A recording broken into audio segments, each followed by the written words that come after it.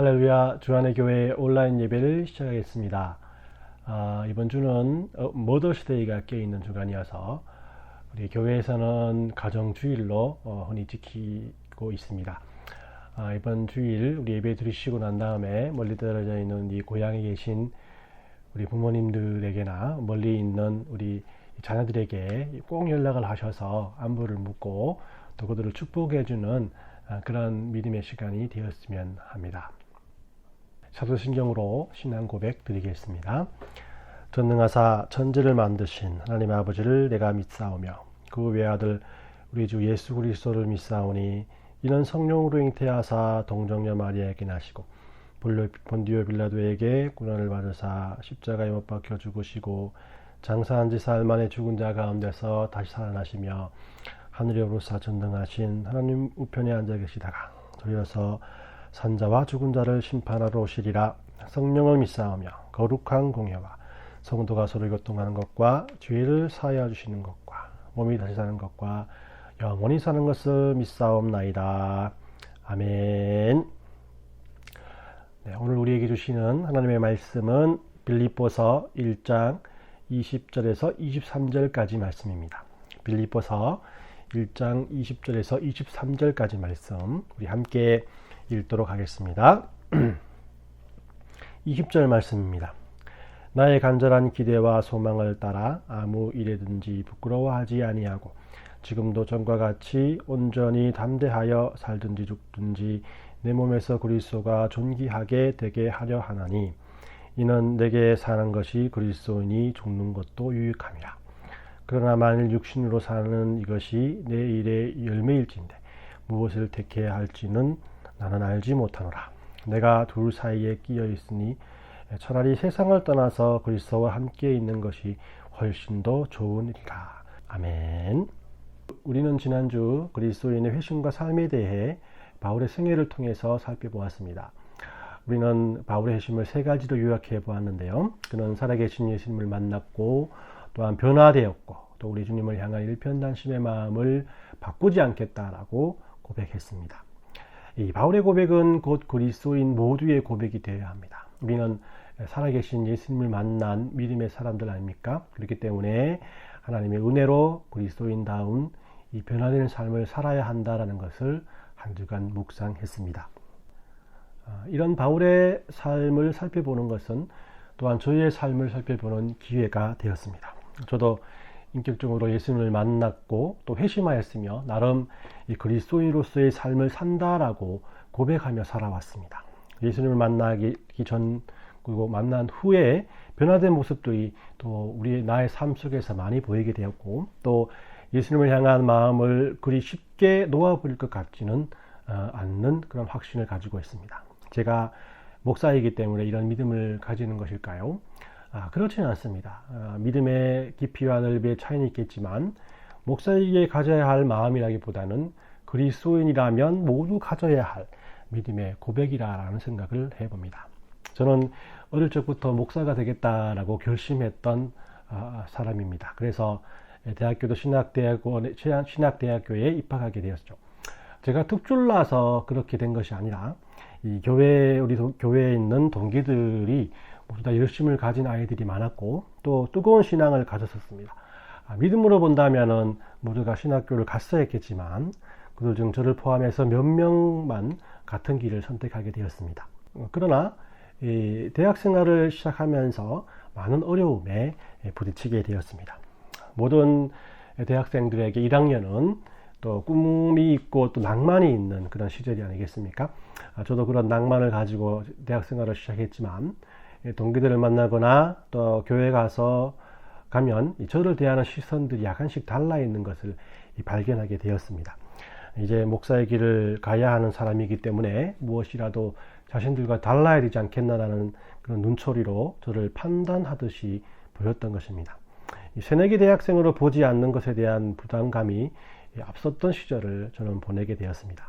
그러면서 저는 이 성경을 읽으면서 바울을 만나게 됩니다. 그는 이 그리스도인을 핍박하는 사람 아니었습니까? 그런데 그가 회심하면서 이제는 자신이 그리스도인이 되었다는 것이죠. 모든 사람들이 그의 행동에 관심을 가지고 또 색안경을 끼고 바라보게 되었습니다. 이런 사람들에게 바울은 자신은 예수님을 만났고 또 변화되었고 또 예수님은 절대 떠나지 않겠다라고 확신을 하게 된 것입니다. 그는 이런 삶이 예수께서 기뻐하시는 삶이라고 또한 확신했던 것입니다. 제 생각에는 이런 삶을 살려고 확신한 이 바울의 삶이 참 어렵고 힘들지 않았나라는 생각을 했었습니다.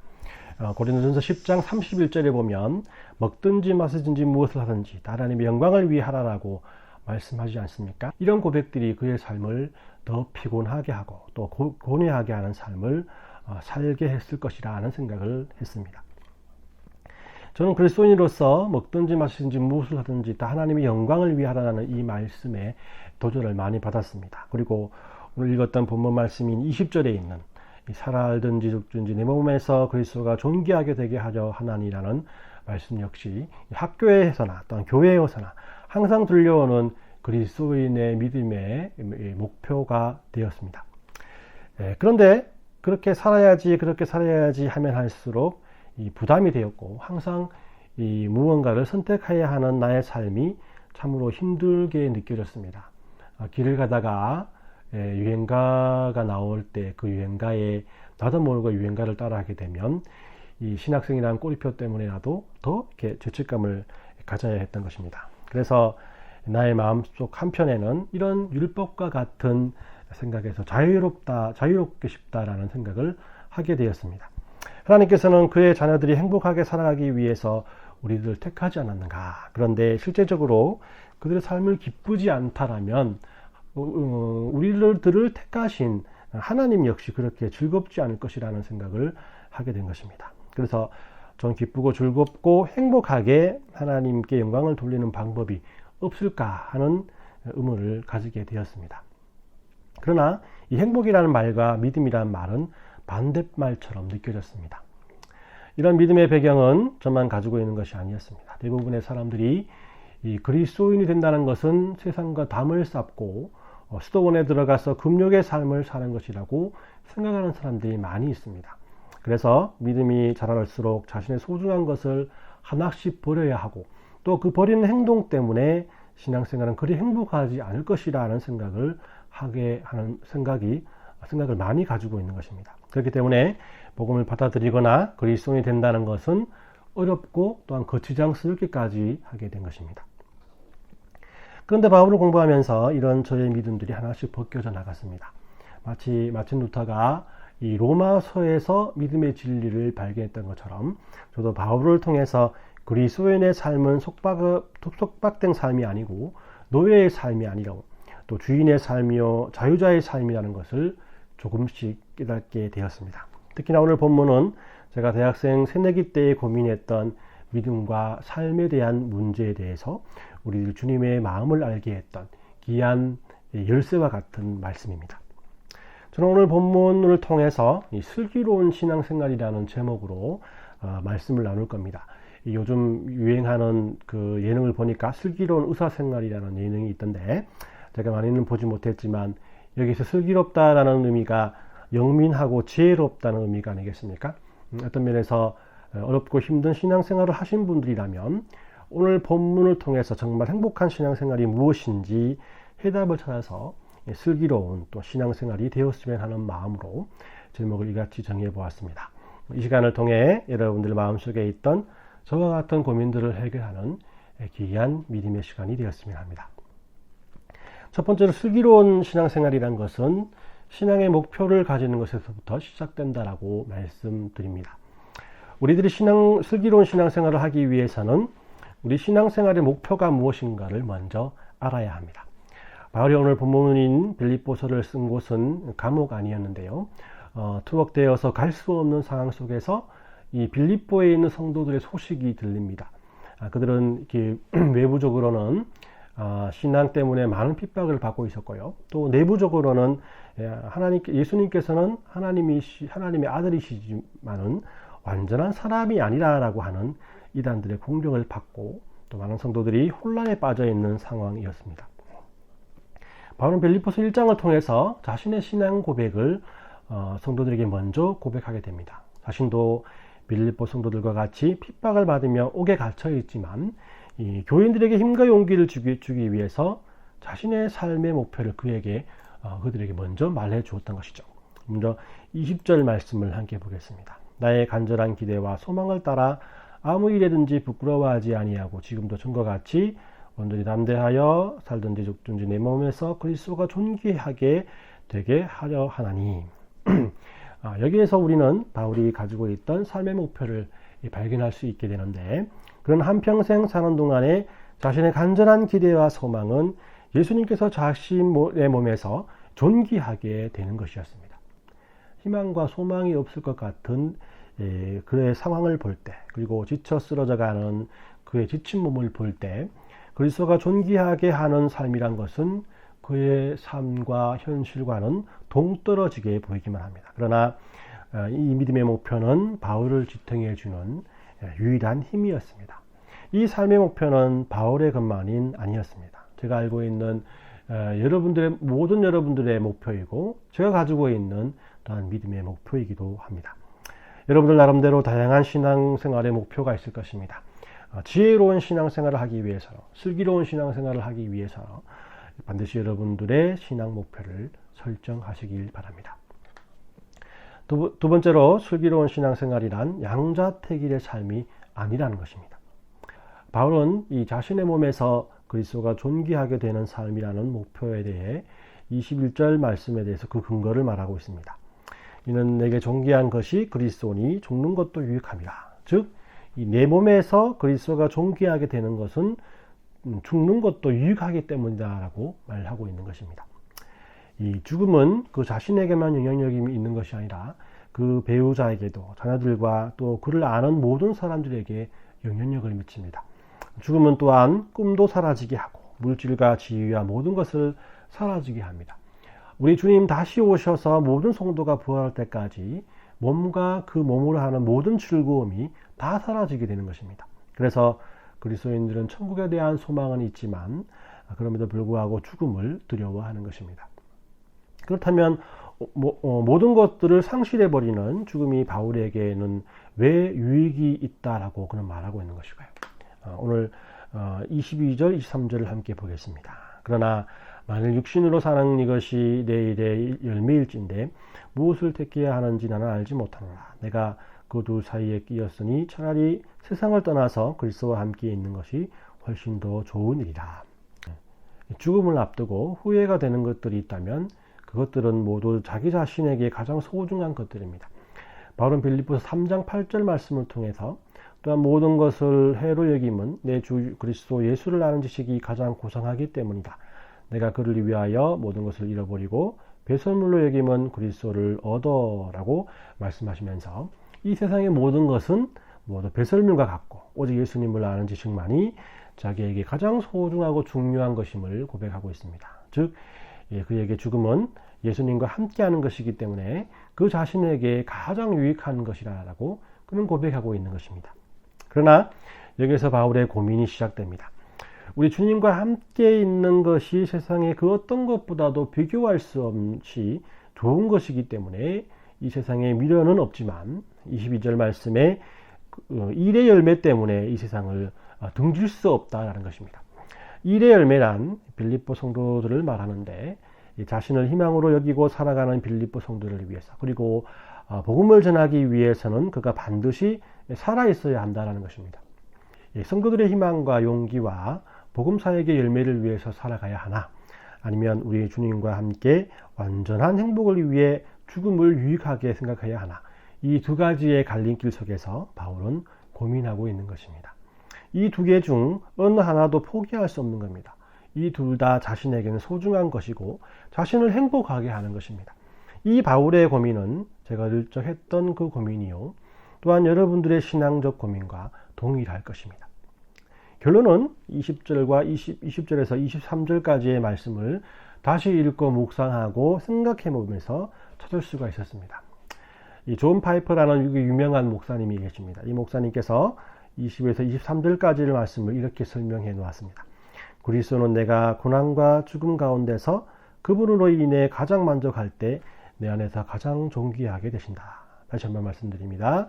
그리스도는 내가 고난과 죽음 가운데서 그분으로 인해 가장 만족할 때 내 안에서 가장 존귀하게 되신다. 이 탁월한 해석이라는 생각이 듭니다. 이 해석은 우리들의 신앙생활을 자유롭게 합니다. 그리고 슬기로운 신앙생활은 바로 여기에서부터 시작된다라고 말씀드릴 수 있습니다. 우리들의 삶이 예수님을 존귀하게 하는 것은 나의 육체적인 일과 영적인 일 중 하나를 선택하는 문제가 아니라는 것입니다. 나의 영적인 일이 나의 육적인 일을 포기하면서 자동적으로 해결되는 것이 아니라는 것이죠. 바울은 이 성도들을 양육하고 복음을 전하는 이 육체적인 일들을 할 때 가장 행복했습니다. 그런 삶이 그에게 고난과 고통을 주었지만 그가 포기하지 않았듯이 그에게는 가장 행복한 일이었던 것입니다. 그렇지만 어떤 면에서 그런 삶을 포기하고 순교하여서 하나님의 보좌 우편에 앉아 계신 우리 주님을 배우는 것은 더 행복한 일이 아니겠습니까? 그렇다면 우리 주님께서 이 둘 중 무엇을 포기해야만 기뻐하고 영광을 받을 것인가? 그리고 나의 몸에서 그리스도를 존귀하게 만들 것인가? 바울의 고민은 양자택일의 고민이었던 것입니다. 바울은 자기의 사역과 선교 사이에서 어떤 것을 선택해야만 예수님이 자신 안에서 영광 받으실 것이라고 생각했습니다. 그러나 우리 주님께서는 바울이 행복한 마음으로 자신의 사역의 기쁨을 느낄 때 예수님 역시 기쁘고 영광을 받으신다라고 그에게 말씀해 주었던 것입니다. 그렇습니다. 내가 주일에 예배를 드리기 때문에 하나님께서 영광을 받으시는 것이 아니라 내가 주일 예배 드리는 것이 기쁠 때 하나님께서 영광을 받으신다는 겁니다. 내가 헌금을 드렸기 때문에 하나님께서 영광을 받으시는 것이 아니라 내가 하나님 앞에 헌금 드리는 것이 행복하고 기쁘기 때문에 하나님께서 받으신다는 겁니다. 내가 말씀을 묵상하는 것이 기쁘고 행복할 때, 내가 복음을 전하는 것이 즐거울 때, 내가 하나님을 찬양하는 것이 은혜로울 때 하나님께서 존귀하게 되어지시는 겁니다. 슬기로운 신앙생활은 이렇게 양자택일의 삶이 아닙니다. 하나님을 영화롭게 하기 위해 하나를 택해야 되는 것이 아니라 이 세상 그 모든 것보다도 그리스도 안에서 누리는 기쁨, 그것이 심지어는 고난과 죽음이 될지라도 그 행복과 또한 기쁨의 삶을 소중히 여기는 것이 그리스도를 존귀하게 하고 우리 주님을 기쁘시게 하는 삶인 것입니다. 세 번째로 슬기로운 신앙생활은 우리 예수님 안에서 항상 감사하는 삶이라고 말씀드립니다. 우리들의 삶 속에서 하나님께 감사한다는 것은 그를 인정하고 신뢰하는 것이라고 할 수 있습니다. 요즘 캐나다에서 오후 7시 응원이라는 그런 행사가 생겨났습니다. 코로나 때문에 수고하는 의료진들을 격려하기 위해서 매일 오후 7시가 되면 집에서 나와서 박수를 치고 아니면은 지나가는 차에서 경적을 울리면서 그 의료진들에게 힘과 용기를 불어넣어 주자라는 의도에서 생긴 것 같습니다. 누가 시작했는지는 모르겠는데 항상 그 7시가 되면 서로 그런 격려를 하는 모습을 보았습니다. 어제 제가 밖에 나가서 오후 7시가 되었는데 어떤 할머니가 그 냄비를 두드리고 지나가는 또 사람들이 박수를 쳐주면서 막 서로 환호를 막 지르는 겁니다. 아, 바로 이것이 그거였구나 라는 생각을 하면서 저 감동의 물결을 가지고 있었는데 지나가는 젊은 아이들 중에서 의미도 모르는 상태에서 성의 없이 박수를 치고 소리를 지르고 또 장난으로 가로수나 쓰레기통을 넘어뜨리는 경우를 보았는데 그 모습을 보면서 감동 모두가 사라지게 되었습니다. 이런 행동들은 도리어 수고하는 분들을 모독하는 행위가 아닐까라는 생각을 해보았습니다. 우리가 신앙생활 하는 가운데 기뻐해야 하는 것도 이와 같은 것입니다. 하나님께 하는 모든 것에 감사와 기쁨이 없이 한다면 그것은 하나님께서 하신 일들을 인정하지 않는 것과 마찬가지라는 겁니다. 하나님께서 하셨다는 것을 알지 못하고 그저 말로만 감사하는 것도 이와 마찬가지라는 것이죠. 그래서 모든 일에 하나님께 감사하는 것은 성경에서는 권유가 아니라 이 명령이라고 말하고 있습니다. 시편 37편 4편 말씀에 또 여호와를 기뻐하라. 그가 내 마음의 소원을 내게 이루어 주시리로다. 또 빌립보서 3장 1절의 상반절 말씀에 끝으로 나의 형제들아 주 안에서 기뻐하라. 이렇게 다 우리에게 명령을 하고 있는 것입니다. 이 명령 속에는 하나님께 진정으로 감사하고 기뻐하지 않고는 하나님을 영원롭게 할 수 없다라는 경고가 들어가 있는 것입니다. 오늘 말씀을 정리합니다. 오늘 우리는 본문을 통해 성경이 말하는 기쁘고 행복한 신앙생활, 즉 슬기로운 신앙생활에 대해서 살펴보았습니다. 먼저 신앙생활의 목표를 가져야 한다고 했습니다. 바울은 자신의 삶 속에서 예수님께서 존귀하게 하는 삶을 신앙생활의 목표로 삼았습니다. 그리고 두 번째로 신앙생활은 양자택일이 아니라 내가 주님을 위해 행복한 삶을 사는 것이 예수님께 영광 받으시는 삶이라고 말씀드렸고, 또 세 번째로 그렇기 때문에 우리의 삶을 기쁘고 감사하는 삶으로 살아가자라고 정리해 보았습니다. 다시 저의 어린 시절로 돌아가 봅니다. 제가 눈칫밥을 먹으며 사역을 하고 있을 때 저는 본문의 말씀에 이 바울의 고민을 이해하게 되었습니다. 나도 사역자이기 전에 그리스도인으로서 그리고 행복하게 하나님의 영광을 위해 살아가야겠다. 저는 이 설교를 준비하면서 다시 한번 도전을 받습니다. 그 답은 간단했습니다. 우리 주님을 사랑하는 것입니다. 이 사랑하는 사람을 위해서 하는 일은 행복합니다. 힘들어도 내색하지 않습니다. 또 고통도 인내할 수 있습니다. 사랑하는 사람을 위해서 별도 따고 또 달도 따줄 수 있을 만큼 행복하다라는 것이죠. 이런 행복한 마음으로 살아가는 사람들을 바라보는 사람도 역시 덩달아 행복해지는 것입니다. 오늘 말씀을 통해서 내가 행복하게 살아가는 것이 우리 주님께서 존귀하게 되는 삶이라는 것을 알게 되었습니다. 그렇다면 우리들의 삶은 행복합니까? 우리들의 신앙생활에는 기쁨이 있습니까? 또 우리들이 드리는 예배와 헌금과 또한 기도와 봉사에 행복과 기쁨이 있습니까? 그렇지 않다면 처음 교회 생활을 할 때 가졌던 그 순수함과 하나님과의 첫사랑에 행복했던 마음을 기억해 보시길 바랍니다. 말씀과 기도에 열심이었던 그때가 지금보다 힘들고 어려웠지만 기쁘고 행복했던 이유는 우리들의 행복한 마음을 하나님께서 받으시고 또 우리에게 은혜 내려주셨기 때문입니다. 지금 여러분들의 삶 속에 감사보다는 불평과 근심이 더 많습니까? 이런 마음으로 하나님의 일을 할 수 없습니다. 우리 주님이 존귀하게 여김을 받지 못한다는 것입니다. 그렇기 때문에 우리 주님을 사랑하시길 바랍니다. 우리가 처음으로 우리 주님을 인격적으로 만났을 때의 그 순간을 기억하며 기뻐해 보십시오. 그 기쁨이 원동력이 되어서 우리 주님과의 사랑이 회복될 때 모든 일에 감사할 수 있게 되는 것입니다. 오늘 말씀을 다 잊으셔도 되지만은 하나만 기억하시길 바랍니다. 따라하겠습니다. 감사하는 생활은 내 안에 예수님을 존귀하게 한다. 다시 한번, 감사하는 생활은 내 안에 예수님을 존귀하게 한다. 꼭 기억하시고 예수님을 향한 첫사랑을 회복하시어서 슬기로운 신앙생활로 복귀하는 성도님들이 되시길 예수님의 이름으로 축원합니다. 우리 함께 기도하겠습니다. 하나님 감사합니다. 오늘 말씀을 통해 내가 하나님께 기뻐하고 행복할 때에 하나님께서 가장 영광 받으시고 기뻐하심을 알게 되었습니다. 하나님, 기뻐할 것이 없고 감사할 것이 작은 이 시대에 지혜롭게 생활할 수 있는 유일한 길은 우리의 삶 가운데 기뻐하고 감사할 제목을 찾아가는 것이 먼저가 되어야 함을 알고 하나님과의 첫사랑을 먼저 회복하는 삶을 살아갈 수 있도록 도와주시옵소서. 생각해보면 우리가 이렇게 살아가는 것도 한순간도 우리를 놓치지 않으시고 불것 같은 눈으로 우리를 돌보시는 하나님의 은혜가 아니겠습니까? 교회에 모여 예배하지 못하는 순간에도 하나님을 잊지 않고 예배 시간이 그리워서 온라인 예배를 드리게 하시고 또한 말씀을 묵상하게 된 것 역시 하나님의 은혜 때문임을 고백합니다. 이렇게 하나님께서 주시는 은혜가 우리에게 있기에 우리가 기뻐하고 행복할 수 있는 것처럼 하나님의 은혜 안에 살아가는 것이 곧 우리의 기쁨이요 하나님께 영광 돌리는 일이며 우리 주님께서 존귀 여김을 받으시는 길임을 알고 한 주간 하나님께 감사할 수 있는 믿음의 성도들이 될 수 있도록 은혜 내려 주시옵소서. 오늘도 이런 은혜에 감사하여 물질과 마음으로 감사하는 손길들이 있습니다.